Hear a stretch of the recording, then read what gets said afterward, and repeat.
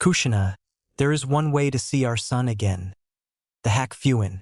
I'll seal our remaining chakra into the seal, and when the time comes, we can see him again. Minato.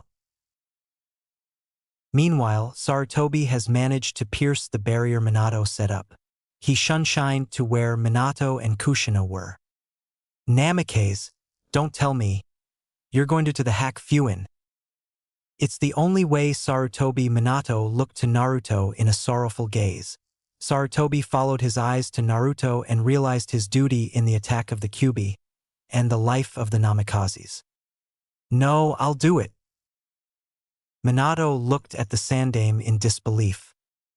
It's okay, Minato. I've already lived past my prime years. I've seen what I've wanted to see. I've fought every battle I wanted to fight. Well, almost. There's one more. The Kyuubi. Sarutobi. Thank you. I'll still seal the Kyuubi into Naruto, but at least you will be there to protect him. I guess this is goodbye. Hack Fuin. And with that, Sarutobi Hiruzen sealed the Kyuubi into the infant and passed away. Several Umbu were present to watch the final moments of the Sandaime Hokage. Hokage fell to one knee in chakra exhaustion and the Umbu spread around the area. Tonight was the night. A legend died, and new one took its place. The legend of Namikaze Naruto. XXXXXXXX. Naruto. Wake up or I'll come up there myself and kick you out. Blue eyes shot open and the blonde boy shot out of bed. Wait-ka-san. I'm up, I'm up. Naruto flashed to the kitchen where Uzumaki Kushina resided.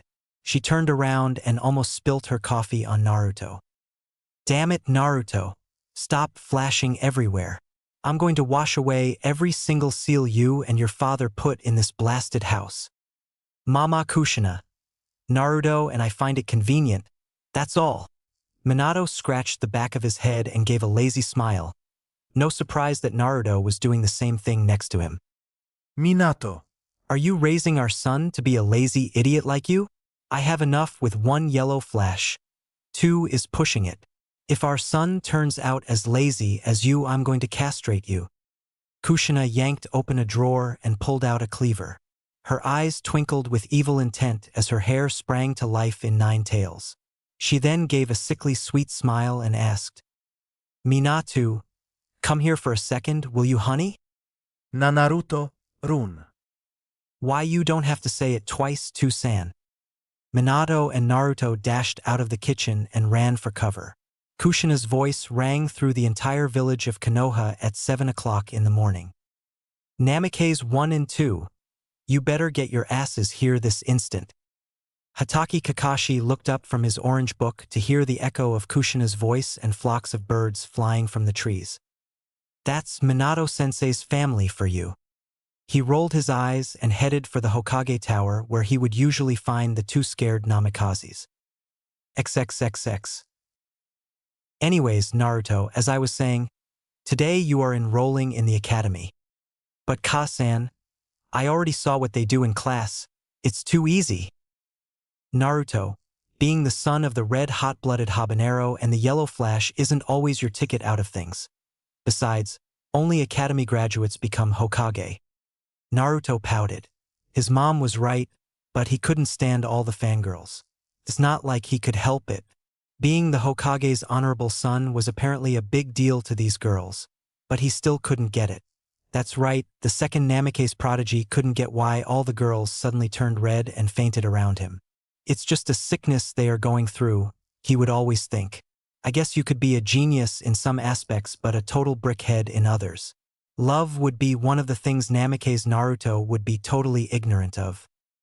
Fine, Ka-san, I'll go. Just don't blame me if it's too easy. XXXX. Minasan, we have a new student today. Please settle down. Ahiraka-sensei, who's the new student?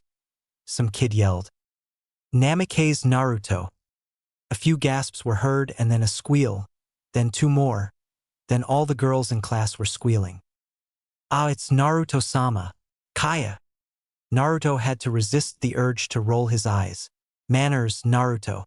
His parents said it's all about showing manners. Haha Kit, look at all the vixen. Too bad they're all after the name. Not the person Naruto thought. Now quiet Kurama. Before I say something out loud to you and sound crazy. Hee hee. That was your fault for the record. Sure. It's been 2 years since Naruto had first made contact with the Kyuubi. 4 years old, and he had already contacted the century-old Bijou. They became friends after a while, somehow. No one really knows except Naruto and Kyuubi. Naruto would have conversations with Kurama in his head sometimes, but one time he responded to Kurama out loud at the dinner table, and Minato and Kushina looked at Naruto in shock. The Namikes were sitting at the dinner table eating silently when suddenly, Naruto bursted out. Shut it, Kurama. I won't eat him. I hate peas. Naruto. Kushina and Minato looked at Naruto, mouths gaping open. Who is Kurama? Oh no, honey. Naruto has an imaginary friends. We raised our son to be insane. Minato, what do we do? Unlike Kushina, Minato had somewhat of a clue who Kurama was. Naruto is Kurama the... And Minato made to ears with his hands and flopped them around on his head. Kyuubi? Yeah. That was the last time Naruto responded to Kurama when people were around, that is until now. Naruto quickly bowed and took a seat in the back next to a kid with spiky black hair in a ponytail. The kid looked up to Naruto and said, Nara Shikamaru, pleasure to meet you. Then he put his head down and fell asleep. Yeah. Namikaze Naruto? Pleasure to meet you too. Naruto stole a couple glances at the sleeping boy. How could he pay attention if he was sleeping in class? But it didn't matter, the whole class was easy, so he felt like he could understand why the boy slept through lectures. What a joke, Naruto thought. They were talking about Konoha's history, which Minato had already drilled into his head years before.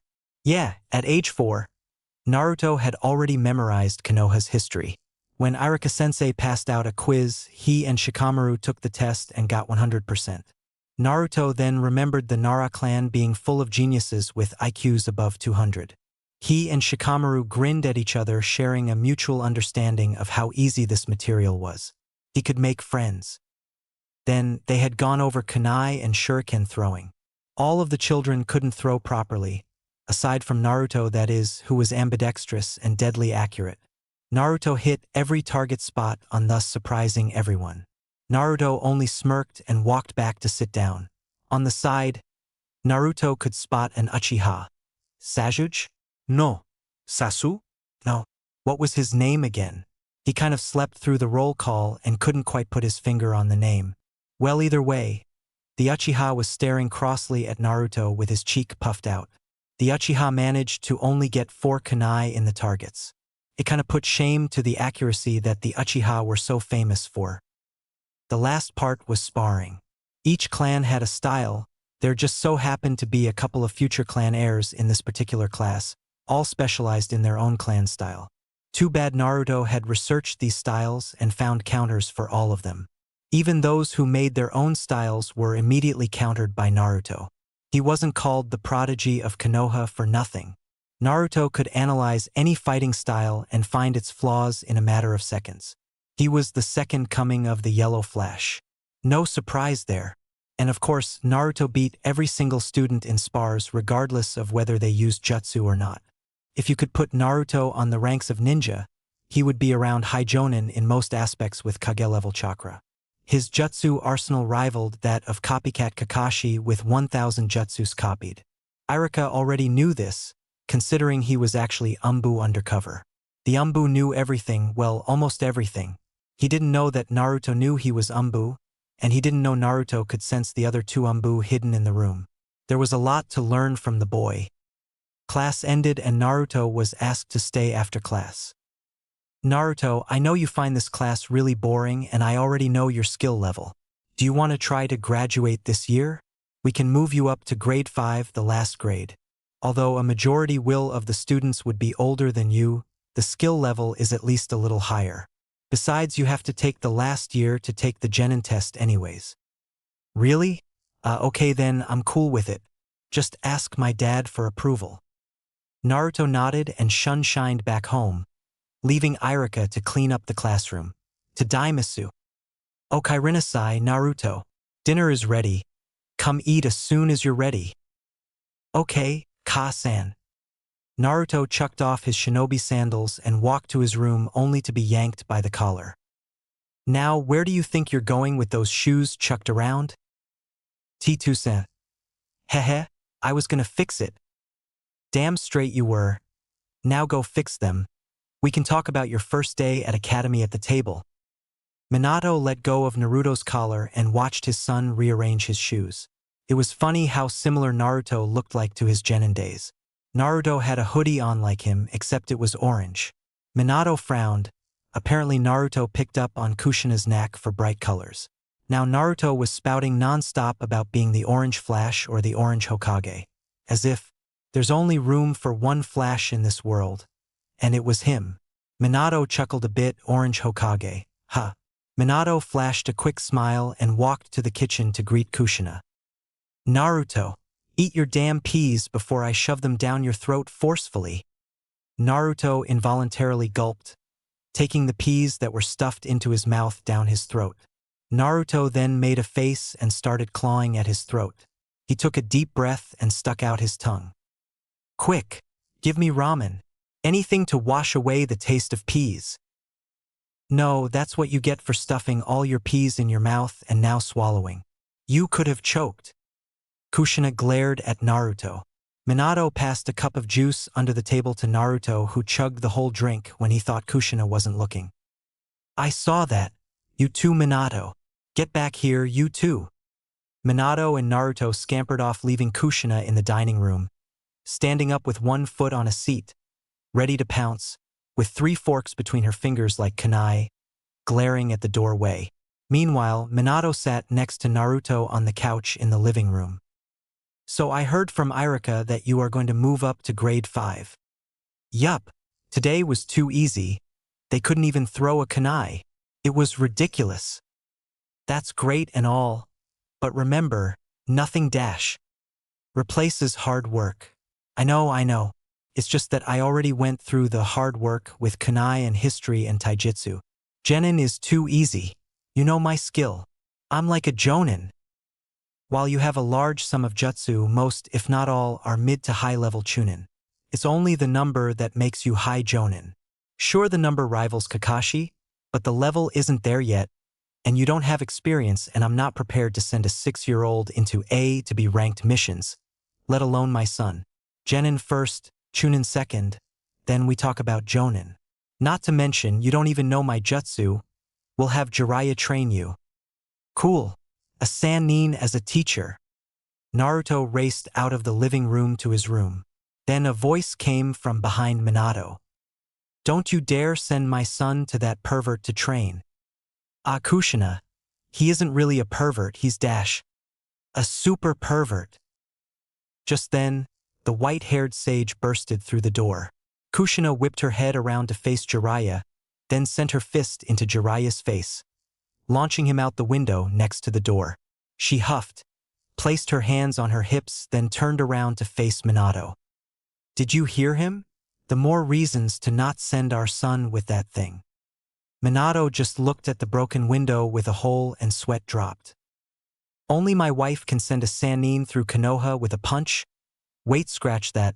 Tsunade too. Did you say something, honey? And no, not at all, sweetie. Anyways, on a more serious note, I know Naruto is a genius at a lot of things. He isn't ready for the world yet. Don't you think Genin is a bit too early? He's only 6. At least Kakashi was a bit older. No, I think Naruto is ready.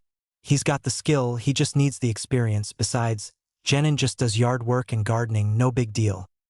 Yeah, but... Relax, Kushina. It will be okay. Fine. Then who is his sensei going to be? I was thinking about... Naruto woke up early in the morning. It was going to be his first day at academy, as a grade 5 student. A better improvement to the grade 1. Seriously, what were his parents thinking? Anyways, his first step to Hokage Genin. It would suck if I was a Genin forever. Naruto frowned. A shiver was sent down his back as he imagined himself still a genin at age 15. Too old if you ask me. Naruto jumped out of bed and dragged himself to the bathroom. And slash ha ha ha ha ha. Oh, the irony. Naruto, here is your breakfast. Don't be late. Punctuality dash is key. If it's so important, why is Kakashi always late? And by several hours on top of it. Kushina's face faltered for a second. Don't follow Kakashi. He's another lazy perv. Somewhere in Konoha, a silver-haired man sneezed. Get going. I don't want you to be late. Hi Kasan. I'll see you around. Naruto grabbed a toast and shunshined out of the house. Class, we have a new student. Murmurs were heard around the class. Naruto shifted around where he stood. He looked up to see students older than him. He never really was one for attention, but when it's from people older than him, he suddenly becomes shy. When he was brought to a council meeting with Minato on Bring Your Child to Work Day, he was really shy and couldn't look at any of the adults in the eyes when they came to greet him. Namikaze Naruto.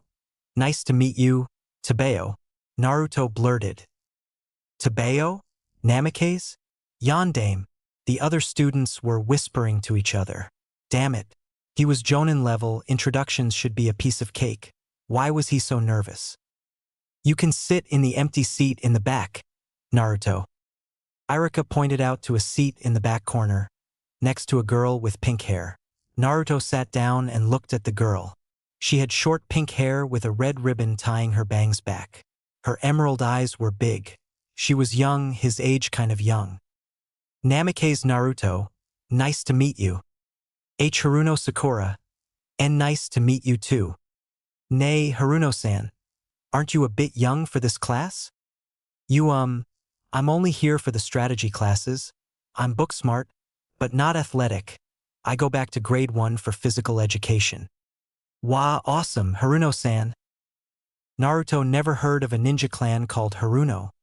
He presumed she came from a civilian family. He was least to say impressed. While she said she wasn't physically ready to be genin, she was already taking strategy courses from grade 5. This was definitely a feat for a civilian family. Too bad he won't be on a team with her, a strategist like her, or even maybe that Nara guy would have been really beneficial. Naruto shifted his attention back to Irika and listened to the course. Grade 5, though it was still easy in the strategy classes, was a bit more challenging with sparring. Sure, he could counter the style used, but he couldn't counter the power. The other students were just too big compared to him. While he could fling his hands up to block the attack perfectly, the attack would be too heavy and he would be knocked to the floor. 3 feet 7 inches, 6-year-olds were just not made to fight 4 feet 10 inches, 11-year-olds. Naruto got by with small scratches, mostly from being hit to the floor and rolling around to dodge. All Naruto thought was Kasan is going to have a field day. Damn straight I'm got a field day. Look at all these scratches. Minato, get here right now. Minato flashed to the kitchen where he found Naruto on a stool covered in loosely wrapped bandages. Frankly, he looked like a horribly wrapped mummy thanks to Kushina's poor medic skills. I'll help. Now Naruto, care to explain what happened? Minato responded, taking the bandages from Kushina's hand. Kushina huffed and turned away. The older kids were a bit too big and the floor was covered in twigs. I wasn't careful when I rolled, cut myself with twigs. At least sparring is a bit more challenging and fun. You gotta be more careful, Naruto. I can't let you get hurt. Minato unraveled the bandages only to find that most of the cuts were already healed. The fox, Minato thought. He threw away the wasted bandages and turned to Naruto. Get going, you gotta train more now, I don't want you getting pushed around. Show them who's boss. OSU. Naruto pumped his fist in the air and ran out of the room. Don't give him any ideas, Minato. He's already really hard. I don't want him to push it. If he doesn't train, you will have to heal his scratches every day. I'll give him some pointers, but he needs to be able to adapt to his disadvantages and turn them into his advantages. It will be fine, he'll be genin before you know it. Also, I got Jiraiya to agree to training him when he's older. Urg, fine. Stupid pervert, better not brush some of that perverse thoughts on Naruto, or I will personally deal with the stupid Sannin. Minato gulped and hoped that the Sannin knew the consequences for his inevitable actions. Naruto rolled out of bed and scratched his back as he made his way to the bathroom. I swear, that kid never wakes up on time. Kushina flipped a couple pancakes on the pan. She looked back at Minato, who was engrossed in a newspaper while sipping coffee. She stopped at the doorway to the dining room and spoke to Minato. Minato, today is the test. Do you think he's ready? Who will be his teammates? Teacher? Oh, there are so many things that could go wrong. What if bandits attack? What if dash? It's fine, Kushina. There are no bandits on D ranks. Just grass and paint. He'll do fine. I got the perfect teacher for him too. While she was talking, Naruto skipped past Kushina at the doorway into the kitchen. He skipped back out and ran to the living room. Kushina sighed and went back into the kitchen to finish the pancakes. Kushina looked back to her pan only to see it empty, along with the other pancakes that were on a plate. Naruto, get back here. Naruto rested his head on his arm as he looked out the window. Today was the day he had been waiting for, the day of the Genin test. All the grade 5 students had graduated academy, but the Genin test was held 4 months after. Today was the fated day, the day that determined if one could be a ninja or not. He looked at the clock to see that he was 15 minutes early.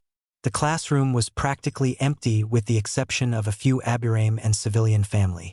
Most of the ninja clans shined with their children to drop them off, and the Aburame, well, they were always nitpicky on punctuality. Like my mom. Naruto rolled his eyes and focused back on the clouds outside. Several poofs were heard outside and Naruto snapped his head back at the clock. 2 more minutes till class starts. The clan members have arrived.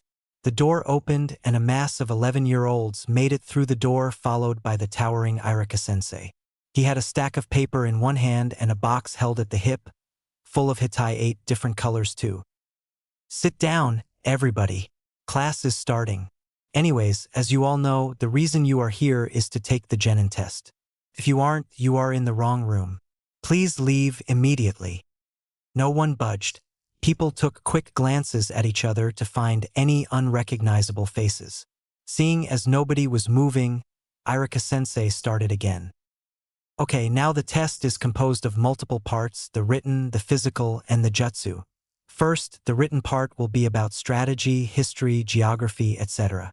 Second, the physical will be shooting shuriken and kunai, and using other weapons. The last test is jutsu. You will do a henge, kawarimi, and bunshin. I wish the best of luck. We will now pass the written portion out. Irika-sensei and another sensei handed out small packets and pencils to each student. Naruto started immediately. The multiple choice was easy, clearly shown by how early many of the students completed the section. The essay, however, was a different story. What is the will of the fire? While Minato had asked this question to Naruto on many different occasions, Naruto only had a basic idea of what it meant. Naruto looked around to see many confused faces, each accompanied with either finger tapping or head scratching. What was will of the fire? It seemed a lot like motivation to Naruto. Minato said it was what caused him to be Hokage. Naruto narrowed his eyes. He should get this too since he also wanted to be Hokage. What drove him to set such a goal? Why did he want to be Hokage? Naruto scratched his chin. He thought hard. Was it for recognition? Sure, maybe a part of it, but fame was only the cherry on top. Money? Naruto knows that the Hokage isn't paid any higher than S-ranked missions and whatnot, so it's not like you had to be Hokage to earn his kind of paycheck. Paperwork? Definitely not. That isn't even a question. Then he remembered being with his dad who was giving out missions. It was pretty fun too, determining what mission should the Genin or Chunin take. He also remembered watching his dad save a kitten from a tree for a small girl. Was it care? Or maybe responsibility? Or maybe both? Naruto's face lit up and he began to scribble, which did not go unnoticed by Irika-sensei, who was looking with curiosity. Naruto sat on the swing outside in the courtyard and slumped. Regardless of what they said about him being a genius, that test was mentally exhausting. Who would give such a complicated essay question? He watched the rest of his former classmates file out to the courtyard, once again, followed by Irika-sensei. Okay, everybody, listen up. We will start the physical test now. At the table to our right, we will pick up some blunt kunai and shuriken. Any of these weapons that are brought from home are prohibited. Other assorted weapons, however, are permitted to be brought from home. You will be graded on accuracy, speed, and power. Each weapon ranked out of 10. We will start with kunai. Everyone went to the weapons table and picked out 10 kunai and shuriken. They went alphabetically, each student walking up to the line, throwing each kunai and shuriken at the targets with white circles on them. Irika-sensei stood by, jotting notes down on his clipboard, then proceeding to shout out the scores. So far, the class average was around 8.0 with a few exceptions of 9.0 and 10.0. Namikaze Naruto. Naruto walked up to the line with 4 kunai in each hand and 2 kunai next to him. He got into a stance and then looked at Irika-sensei, who was still jotting down some last-minute notes. Irika-sensei lifted his head up and nodded. That's the okay. Naruto launched all 8 kunai at the same time at each target, then proceeded to whip out his remaining 2 and throw them oswell. All kunai hit each target cleanly in the middle, all lodged perfectly in the wood. Naruto let out a sigh he wasn't aware that he was holding and straightened himself out. He patted himself down from any dirt and proceeded to walk away, not without hearing a few fangirl squeals to which he blushed at from the attention. 10 out of 10. Next, Murbaira Rinasuke. Naruto sat down and watched Rinasuke launch kunai. Mubara Rinasuke was probably one of the worst genin candidates in the group. He was a pretty bad student in, well, everything. He had this loud, obnoxious personality with no skill to back it up. He always wore a shit-eating grin and wore neon green clothes. Naruto thought the clothes were pretty cool, thanks for his love of bright colors. Except they weren't meant for a ninja. They could be easily spotted from a mile away, 2 miles if the enemy ninja was good. He kind of felt bad that Rinasuke was struggling, so he had attempted to give Rinasuke a few tips on launching the kunai earlier this week.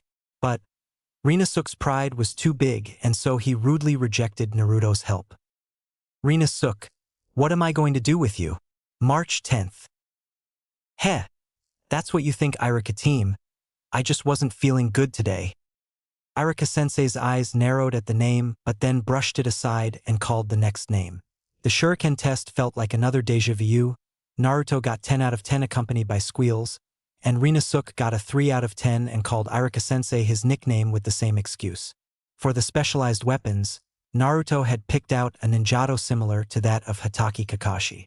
Surprisingly, the ninjato was a gift from said jonin for Naruto's 7th birthday. He even taught Naruto a few moves which Naruto proudly used during the test, earning him a 9 out of 10. Rinasuke, on the other hand, decided to pick from the weapons at the table. Unfortunately, with his rather large ego, he picked a rather large weapon. He swung a battle axe around and slipped, launching the axe near Irika-sensei's head and lodging it in the tree behind him. Irika nearly blew the roof, lecturing Rinasuke about the dangers of using a foreign weapon, and ultimately he received a 1/10, only for attempt. Hi, that concludes the physical test. Let's move indoors for the jutsus. Naruto sat down quietly and waited for his name to be called. His patient and quiet waiting was interrupted by another person who sat rather loudly next to him. He looked over his shoulder to see a girl with dark purple hair and green eyes. Can you believe this test? It's kinda hard, don't you think? Naruto raised an eyebrow before responding. Sure is, the essay was really hard. Really? I thought that was pretty easy. What? How did you answer? Easy, fire has no will, fire is uncontrollable, and it also has no conscience. Thus, there is no such thing as a will of fire. Naruto kinda wanted to facepalm himself right there and then proceed to hit his head multiple times on the table. But of course he kept it all in. I don't think that was what it was asking. Really? I asked my other friends and they answered pretty similarly too. Naruto's sweat dropped. My name is Ray, by the way. Varai Karihei. We rarely talked during the year. Namikaze Naruto. Oh yeah, the Hokage's kid. You're pretty young, aren't you? Naruto nodded. Suddenly he heard his name called. Well, that's me. It was nice to meet you, Warikari-san. Ray is fine. Oh okay. Jane Ray-san. Bye. Okay, Naruto, you know which jutsus, right? Let's start off with Kawarimi. Naruto Kawarimi with the log next to him. Bunshin. Naruto then poofed out 3 Kage Bunshin. Sorry Irika-sensei. My chakra is too much for a simple Bunshin, so I used Kage Bunshin. That's fine, now do the henge. Irika-sensei clearly didn't know Naruto that well, even with Umbu reports. The mischievous glint in Naruto's eyes and the smirk that was dawned on his face clearly didn't spark any suspicion in the disguised Umbu. Henge. Oiroke no jutsu. Irika-sensei's eyes bulged and he fell back from the fountain of blood spewing out of his nose. Irika quickly recovered and put his hand over his nose to stop the bloody waterfall. Don't ever do that again. Naruto started laughing. Well, he was Naruto before. Now he was his grown female counterpart, nude with the exception of fog around specific areas. Naruto released the henge and crouched on the floor grabbing his stomach. I never knew that Irika-sensei was vulnerable to the Oiroke no Jutsu. Irika-sensei wiped away the remaining blood and tried to look a bit more dignified. Fine, why you pass? I'll get Rina Sook. Naruto skipped to the door and shouted. Mubara Rina Sook. He then quickly grabbed a Hitai 8 next to Irika-sensei then flashed out the door. Naruto ran as fast as he could, back home. He bursted through the door, chucked off his shoes and ran to the kitchen where he was greeted with a huge banner, balloons, and confetti. Minato and Kushina popped up and pulled party poppers and yelled, "Congrats on passing!"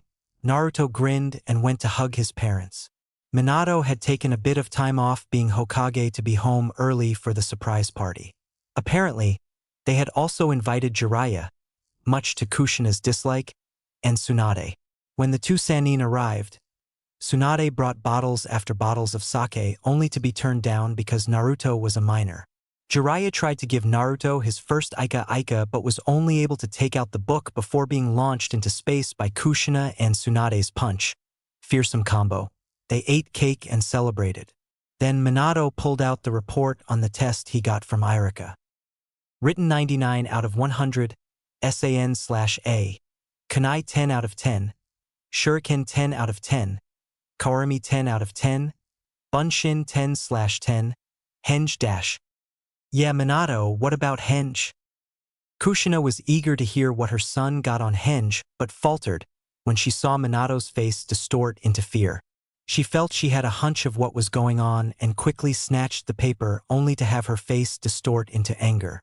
Minato whispered, Naruto, you can start running now. Naruto, you used Oiroke no Jutsu on Irika. Get your ass over here so I can beat it. Get over here right now. Jiraiya questioned, Oiroke no Jutsu? Clearly never hearing about Naruto's perverted exploits. Naruto made a wrong move by moving his attention from his mother to Jiraiya. Unfortunately, Naruto smirked then yelled, Henge, and appeared as his grown female counterpart. Jiraiya grew hearts in his eyes and some blood dripped from his nose. He gave 2 thumbs up and kept muttering how the child was a genius. Minato covered his nose, which did not go unnoticed by Kushina, and Kushina and Tsunade's mouth dropped and their fists clenched.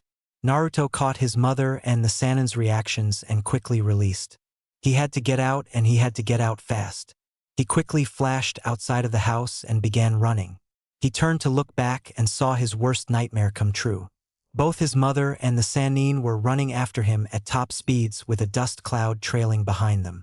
They were starting to gain on him and Naruto saw his short life flashed before his eyes. Without any hesitation, Minato quickly flashed next to Naruto, grabbed him, then flashed back home. Naruto was safe for a few more minutes before the 2 women returned.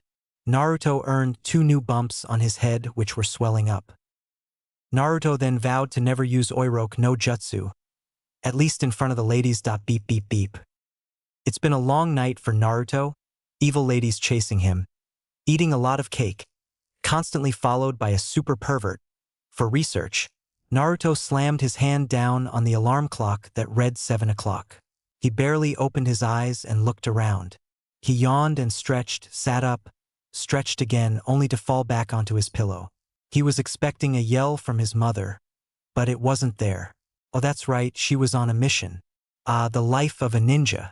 Naruto proceeded to roll out of bed, hitting the floor. Naruto? Is that you? Minato opened the door to find Naruto sprawled out on the floor, face first. MMPH. Naruto groaned and lifted his head. Minato helped him up. You're gonna meet your sensei today. Come on. Get ready. I tried to cook, but it didn't work. You're gonna have to eat some cereal. Take some nutrition bars too. You might get a little hungry on the way. Naruto strolled off to the bathroom and got ready. Minato returned to the dining room to read his newspaper, listening to Naruto run around the house to get ready. Naruto rested his head on the desk and looked around. He was 15 minutes early again. Genin tests were yesterday and Irika-sensei told the students that they had to come in the day after to get into three-man cells to take the second test. Naruto looked around and saw that a majority of the civilian students were there. He brushed off the observation and looked back at the clouds through the academy window for the last time. The poofs were heard again, and this time Irika-sensei opened the door first, followed by the mass of newly promoted genin. Hi, everyone, please sit down. Today we'll divide you into groups and assign senseis per. Irika then started to explain how the three-man cells were important and how they were vital for the mission to be completed for genin. He then congratulated everyone for their promotion and quickly read off each team. Team 7 Mubara Rinasuke, Waraikari Rei, and Naiku Jinto. Irika paused for a second and realized his mistake. Jinto, who tested before Naruto, had actually failed the test. Irika had checked off the wrong box. Instead of Namikaze, he checked off Naiku. He coughed and then proceeded to correct his mistakes. Actually, there has been a mistake. Naiku Jinto had not passed the test. Namikaze Naruto will be in Team 7. Rei beamed and Rinasuke looked at Naruto with a frown. Naruto gave an awkward smile and waved to his two new teammates before zoning out at the windows. Rei, Rinasuke, and Naruto were left in the classroom because their sensei was apparently running late. Naruto was reading a book, Rei was braiding her hair, and Rinasuke, well, he was fiddling in his seat, shaking his legs, picking at his fingers, looking impatient as ever. Arg, when will that stupid sensei come? It's been like 45 minutes already. Naruto looked up at Rinasuke with mild interest at Rinasuke's distress and rants. Rinasuke, I'm sure sensei is just a tad bit late. Irika said to wait. At that moment, the door slid open and the Jonin instructor entered. It was none other than Hatake Kakashi. His silver hair slung over his headband that covered one of his eyes, and his mask covering a majority of his face. He caught sight of Naruto and gave a quick nod before looking at the rest of his students. A bright green kid and a purple-haired girl plus a little prodigy. His thoughts were interrupted by Rinasuke's yell. You're late. Patience is virtue, Mubara-san. Kakashi-sensei has his reasons. Naruto said calmly without looking away from his book. Who told you to talk, Namikaze? I just made an observation that needed to be addressed. Dead last, like you needs to be aware of it. Guys, please, calm down. Kakashi-sensei is here. Let's not waste any more time. Kakashi's sweat dropped. It was just like his old team, Obito like Rinasuke, him like Naruto, and Rin like Rei. If the two teams are alike, they are going to have some major issues with teamwork. Kakashi sighed. Okay kids, meet me up at the top of the roof. Kakashi shunshined and waited a bit. Naruto followed suit and shunshined himself, surprising Kakashi, who didn't know genin could shunshin. Rei and Rinasuke took the stairs up. When they were all together, Kakashi began. Okay, Let's start with a little introduction, your name, your likes and dislikes, your strong point, and your dream or goal. You first. Purple. Waraikari Ray. I like cooking and healing. I dislike arguments. Her eyes glared at the two boys who quickly looked away from each other and humphed. My strong point is my medic jutsus, and my goal is to become the best medic nin, better than Senju Tsunade. Just like Rin, Kakashi thought. Then he turned to Rina Suk. Mubara Rina Suk, Reno for short. I like eating and sleeping. I dislike arrogant jerks. Then he glared at Naruto, who fervently returned the glare with equal intensity. My strongest point is weapons, says the guy that wielded a battle axe. Naruto scoffed. Shut up, asshole. My weapon skills beat yours by 10,000. Oh, really? Kakashi coughed, bringing the boys' attention back to him. Please continue your introduction, Reno. Anyways, my dream and goal is to be Hokage. Nah, I'm gonna be Hokage. Reno glared at Naruto, who had his arms crossed and was glaring back. The glaring competition continued until Kakashi coughed again. Kakashi looked at Naruto. Name is Namikaze Naruto. I love ramen and training. I dislike assholes. My strongest point is jutsu, and my goal is to be the best Hokage in the history of Konoha. Naruto stuck his nose up in the air and looked away from Reno, who was fuming and holding his fist up. Ray got up and sat between the two after whacking them both on the head to stop their antics. Naruto and Reno cradled their heads, which were both sporting a large bump. Naruto had 3 now. Kakashi's sweat dropped again. It was just like his old team, constant bickering between the guys and a neutral medic girl who acted as mediator. Tomorrow, we will hold the secondary test to being a genin. I suggest you not eat breakfast unless you want to puke. Meet up at training ground 7 at 8. Don't be late. Disperse. The whole team stood up and Naruto flashed away. Ray jumped from the roof to the next, and Reno tripped and face planted himself before getting up and jumping to the next roof. Kakashi's sweat dropped one last time before he shunshined away. And hell, I made shunshin a verbal. Next day, 8 a.m. Naruto leaned against a tree and looked at his surroundings. He was the first at the training grounds. Didn't Sensei say not to be late? Yet not even Sensei was there. Naruto took this time to formulate a strategy based on his surroundings.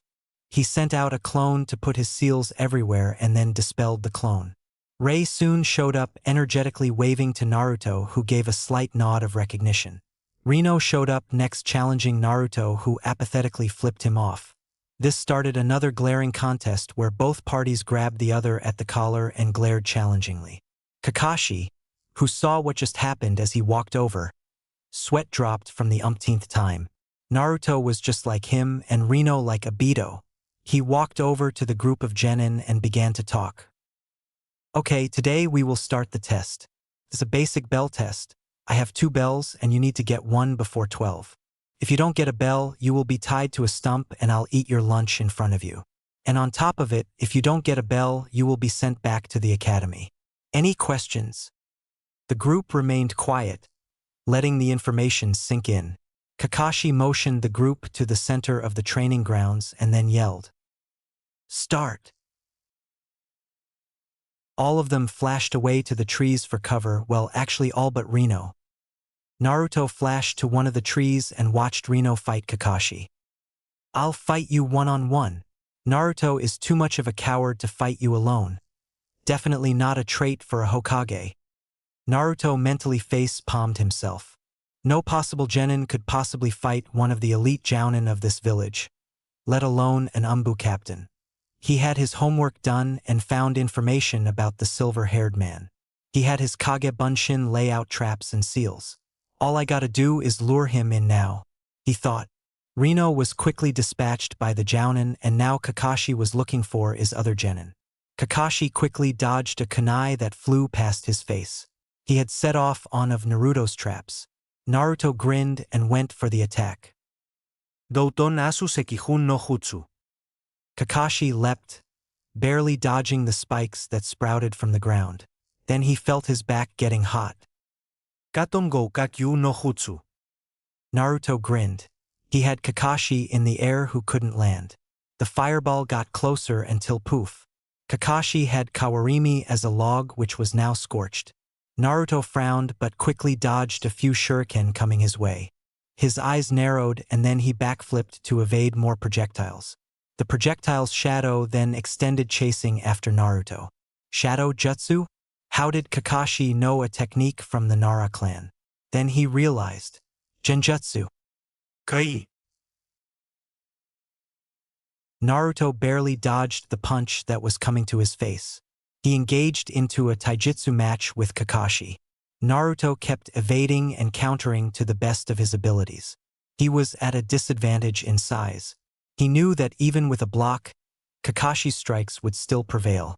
But while he was thinking, he couldn't react to the kick as fast and put up his hands. Kakashi kicked Naruto, who was sent flying. Naruto stood back up and got into a stance. Shit, I gotta get Ray and Rino. Kakashi stopped in front of Naruto, who quickly flashed away. Naruto ran past the trees to find Ray, who was now hiding behind a bush. Hey, you gotta help? We need to find Rino. Ray nodded and they went to look for Rino, who was now head deep into the ground. Hey, help, I'm stuck. Rino completely ignored Naruto, who got pissed. Ray just shrugged, saying how she didn't know any techniques that could get him out of the ground. Naruto walked over and placed 2 hands on the ground and said, Dutan Yoyu Dasakujur. The ground became mud and Rino slipped out, his green suit now covered in brown. Rino was annoyed that Naruto knew a jutsu he didn't know.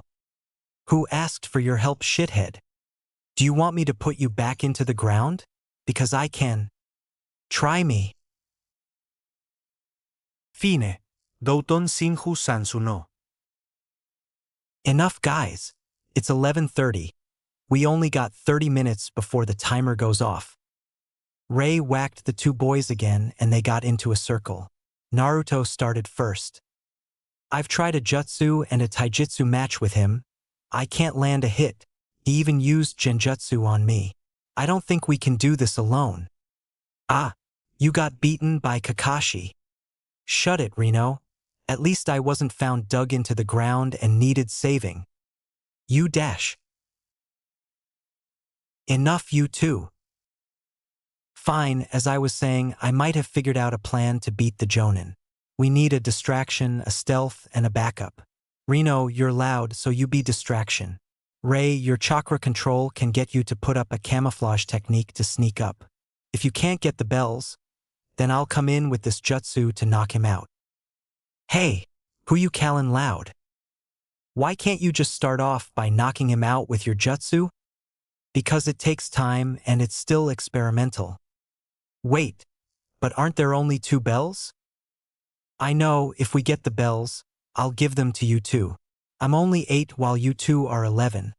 I can afford to be sent back to academy. Rino started crying comical tears and grabbed Naruto's hands into his own. The ultimate sacrifice. You are so kind. Naruto flicked his hands away and punched Rino to the floor. Don't touch me, please. Kakashi waited out in the open. He didn't see any of the genin until suddenly, Rino came out. Rino was covered in mud, so Kakashi presumed he probably used some water to get out of the jutsu. Rino started to run at Kakashi. I thought you learned already, frontal assault won't work. That's what you think, Baka Kakashi. Kakashi dodged all of Rino's attacks, but suddenly felt a presence behind him. He turned around to find that Ray was about to reach for the bells. He kicked both genin away, but then heard Ray and Rino yell at the same time. Naruto now. Naruto ran out of the tree line along the river and yelled.